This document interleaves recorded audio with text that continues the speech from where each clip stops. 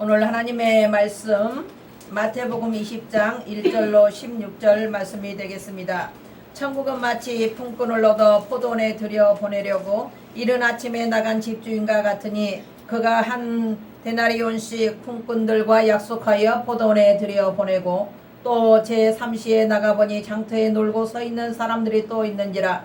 그들에게 이르되 너희도 포도원에 들어가라. 내가 너희에게 상당하게 주리라 하니 그들이 가고 제6시와 제9시에 또 나가 그와 같이 하고 제11시에도 나가보니 서 있는 사람들이 또 있는지라. 이르되 너희는 어찌하여 종일토록 놀고 여기 서 있느냐. 이르되 우리를 품꾼으로 쓰는 이가 없음이니이다. 이르되 너희도 포도원에 들어가라 하니라. 저물매 포도원 주인이 정직에게 이르되 품꾼들을 불러 나중 온 자로부터 시작하여 먼저 온 자까지 싹쓸 주라 하니 제11시에 온 자들이 와서 한 데나리온씩을 받거늘 먼저 온 자들이 와서 더 받을 줄을 알았더니 그들도 한 데나리온씩 받은지라.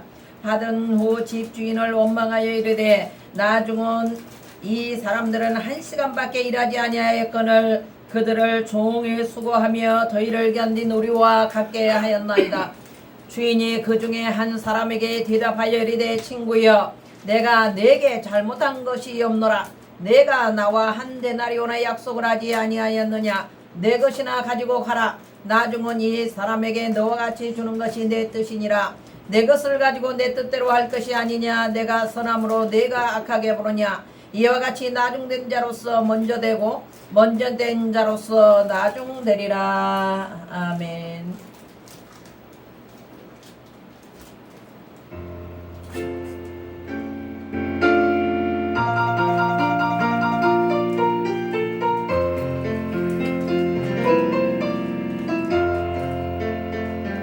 주님과 함께 걷는 길을 걸어가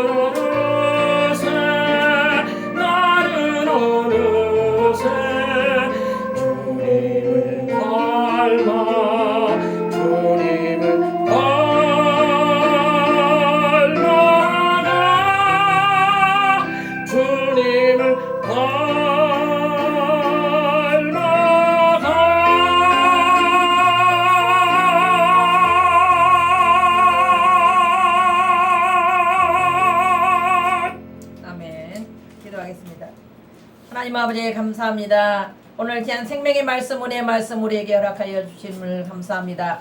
말씀을 전하는 자나 받는 자가 하나님의 거룩하신 말씀 앞에 겸손히 아버지 말씀을 받게 하시고 은혜가 되고 복이 되는 시간 될 수 있도록 주님 역사하여 주옵소서.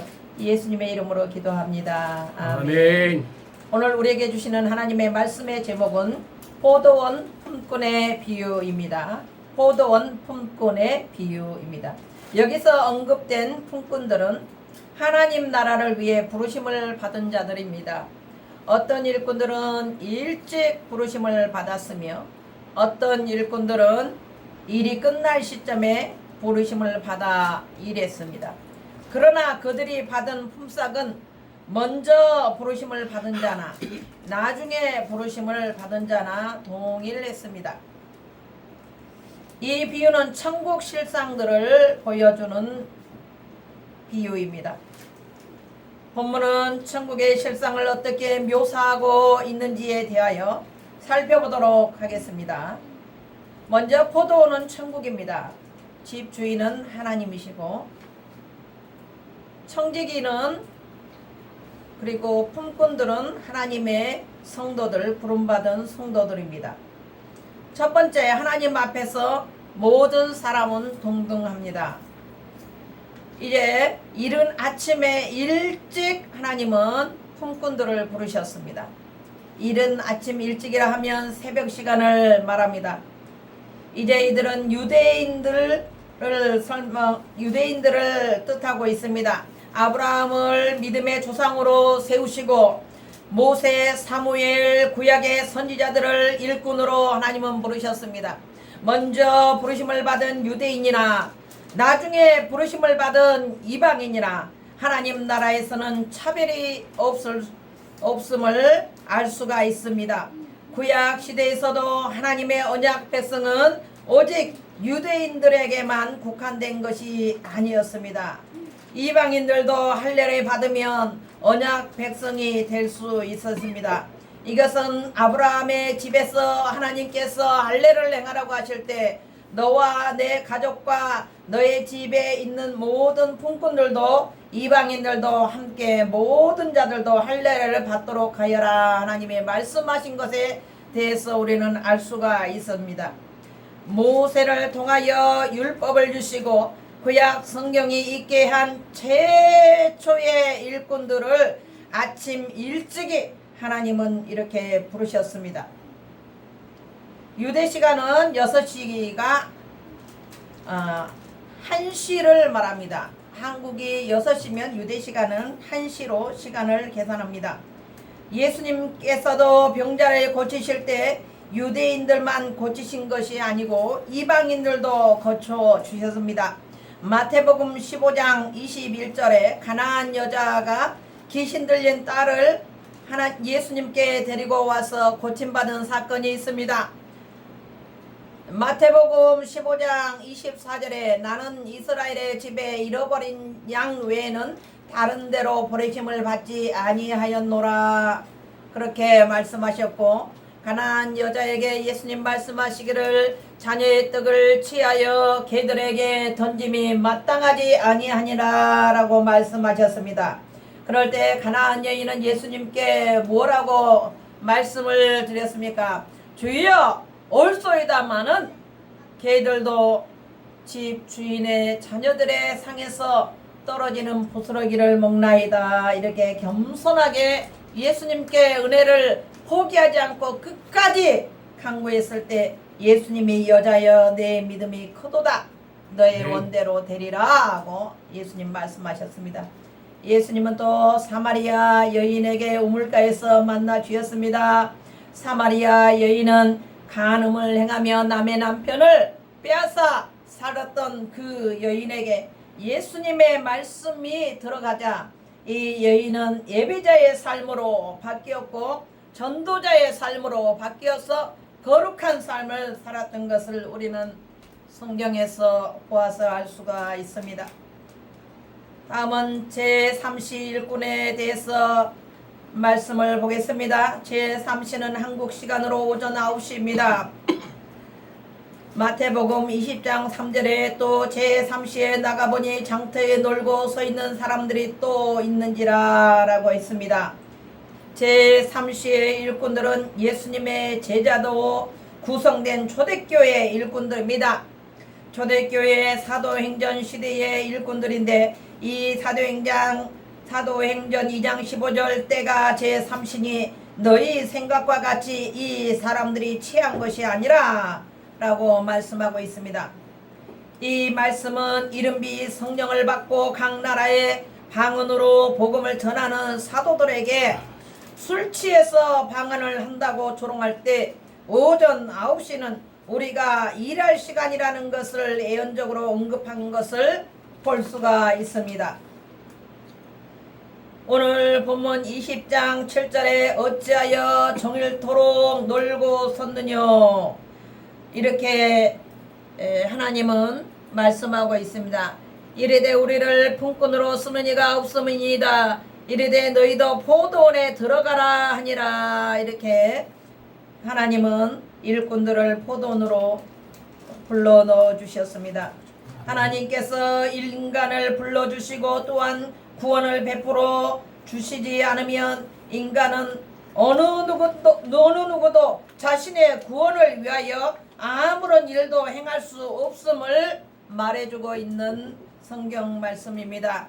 하나님께서 우리의 이름을 불러주시고 하나님께서 우리를 하나님의 나라로 불러주시고 포도원에 불러주시고 일을 하게 하심으로 말미암아 우리는 하나님의 나라 이 포도원에 들어와서 열심히 일하고 하나님의 말씀에 순종하며 살아갈 때에 우리 하나님께서는 우리에게 품삯으로 구원을 주신다는 것입니다. 로마서 3장 22절에 예수 그리스도를 믿음으로 말미암아 모든 믿는 자에게 미치는 하나님의 은혜의 차별이 없느니라 그랬습니다. 하나님의 구원은 유대인이나 이방인이나 차별이 없는 것입니다. 이처럼 하나님 나라에 초대된 사람은 동일하게 구원이라는 선물을 받게 됩니다. 약속한 한 데나리온의 품삯은 구원의 은혜로 받아들여야 합니다. 다음은 제6시 일꾼 난 12시를 한국 시간으로 난 12시를 말합니다. 정오부터 오후 3시까지는 하루 중 가장 뜨거운 시간입니다. 1000년 이상 로마 가톨릭이 세상을 지배한 중세 암흑기에 무려 6천만에서 1억 명에 가까운 성도들이 순교를 당하는 핍박 속에서도 진리를 고수하기 위해 세웠던 종교개혁 시대의 일꾼들입니다. 이 종교개혁 시대의 일꾼들은 존 칼빈과 루터를 생각할 수가 있습니다. 다음은 제9시의 일꾼을 말합니다. 오후 3시입니다. 15세기 종교개혁 이후 19세기까지의 부흥운동을 말합니다. 세계적인 영적인 거인들이 대부흥운동을 일으켰습니다. 요한 웨슬리, 찰스 피니, 조지 해필드, 무디, 조나단 웨드워드 이런 거대한 거장들이 제9시 일꾼 시대에 태어나서 하나님 나라를 위하여 활약했던 귀한 일꾼들입니다. 다음은 제11시 일꾼입니다. 11시 일꾼은 오후 5시 일꾼들입니다. 20장 6절로 7절 말씀이 되겠습니다. 제11시에도 나가보니 서 있는 사람들이 또 있느니라. 이르되 너희는 어찌하여 종일토록 놀고 여기 서 있느냐. 이르되 우리를 품꾼으로 쓰는 이가 없음이니이다. 이르되 너희도 포도원에 들어가라 하니라. 오후 6시에 일이 끝나는데 1시간 전에 마지막으로 부름을 받았습니다. 11시는 우리가 살고 있는 바로 이 시대입니다. 예수님 재림 직전에 인류 역사의 문이 닫히기 1시간 전에 긴박하게 투입되어 적그리스도와 짐승의 표의 정체를 밝히고 죄에서 승리하는 거룩한 삶에 대한 복음을 전하는 마지막 때에 부름받은 사명자들입니다. 모든 인류 역사는 예수님의 재림으로 역사는 끝이 나게 됩니다. 이제 우리 예수님께서는 수많은 천군 천사들과 함께 재림할 준비를 다 마치고 계십니다. 예수님께서 공중에 재림하시면 우리는 아침 일찍 부름받은 품꾼이나 아니면 낮에 부름받은 품꾼이나 이제 오후 11시에 부름받은 품꾼들이나 누구나 할 것 없이 동일하게 우리 예수님을 맞이하고 공중에서 주님을 영접할 것입니다. 11시에 일하는 종들은 죄인을 변화시키는 하나님의 능력을 나타내어 그 영광으로 온 세상을 환히 비추는 종들입니다. 온 세상에 전해야 할 마지막 복음을 선포하는 종들입니다. 마지막 시대는 할 일이 많습니다. 이단들과의 싸움과 투쟁도 해야 하고 적그리스도를 밝히 드러내어서 적그리스도에 미혹되지 않도록 그리고 짐승표를 받지 않도록 정신을 바짝 차리고 깨어서 이제 마지막 시대를 우리는 살아가야 하는 것입니다. 마지막 6번째 나중된 자와 먼저된 자입니다. 마태복음 19장 30절에도 그러나 먼저된 자로서 나중되고 나중된 자로서 먼저될 자가 많으니라 했습니다. 20장 16절에도 이와 같이 나중된 자로서 먼저되고 먼저된 자로서 나중되리라 하고 말씀하셨습니다. 왜 이렇게 예수님께서는 19장 30절에도 20장 16절에도 나중된 자로서 먼저되고 먼저된 자로서 나중되리라는 말씀을 강력하게 반복해서 말씀을 하셨을까요? 열심히 부지런히 포도원에서 일하라는 것입니다.